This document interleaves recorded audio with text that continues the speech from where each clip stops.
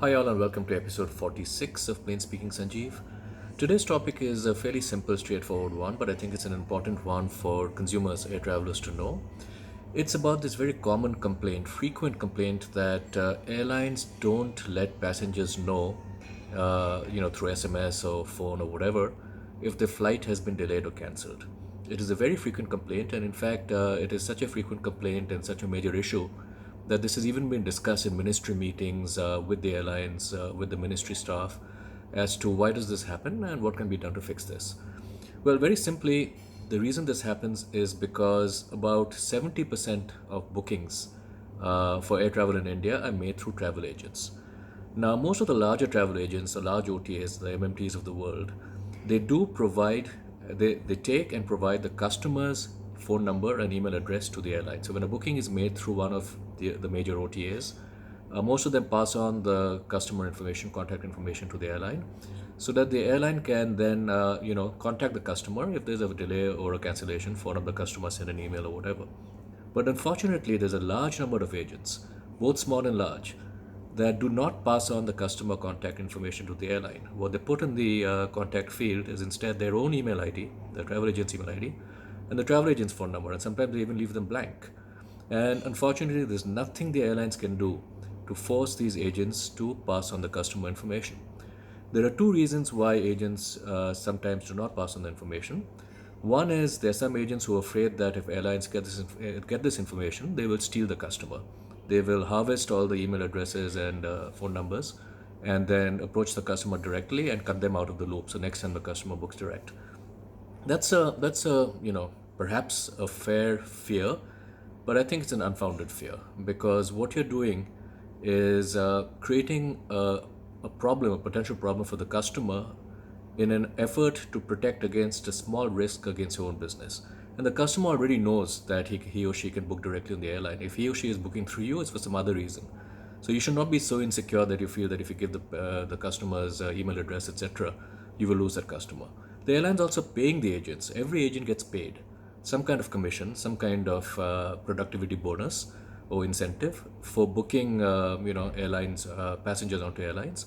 So they're providing a service for which they're getting paid, and as a part of that payment, they need to also do what is required to help the airlines manage the customers and service the customers. So that's my view. The second reason agents may not pass on the customer contact information is simply laziness. The agents are taking the bookings on the phone or in person or whatever, and they just don't bother to ask, or they're just too lazy and they just put in their own email address, and that is completely inexcusable. But bottom line is 70% of the bookings get made indirectly through travel agents. About half of those bookings, the agents pass on the contact information and the airlines can contact the customers, and the other half the agents do not. Now, this issue has been discussed with, like I said, the ministry, etc. Unfortunately, travel agents do not come under the aviation ministry. They have no ability to force or regulate the travel agents to pass on contact information. And what they suggest is that airlines make it a part of the contract. That in order for us to do business with you and pay you commission, you need to pass on information. So airlines are trying to do that. I know that we've tried to put into a contract the requirement to pass on customer contact information, and in fact, we've even tried. It's a carrot and stick approach. We've even tried to say that, look, if you guys comply and are good partners, it helps. You might even get a better incentive. And if you don't comply and you're not a good partner, then it'll impact your payout. And we also sometimes charge agents, if we need to bear some costs because a customer could not be contacted and he missed his flight and we had to pay for his flight. So we try whatever is possible within our means as airlines to get the uncooperative agents on board. But again, I want to make this clear, this is not about all agents. This is only about a set of agents. But unfortunately, even that gets us only so far, and there's only so much, success we get in getting these non-cooperative agents to cooperate. Now, what can you do as passengers? I think you have a couple of choices. It's entirely your choice whether you want to book direct or whether you want to book through the agent. I'm not here to say you should book direct. But perhaps you should ensure that your agent puts in your contact information into the PNR. When you get your e-ticket, make sure that it is your phone number and email which is put down in the e-ticket as contact.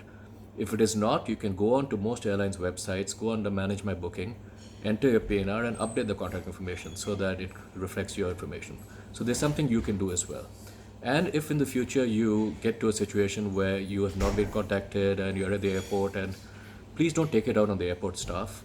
Go and look into your PNR, look into your booking, and see whether your contact information was there or not. If it wasn't there, please again don't take it out on the airline or the airline staff.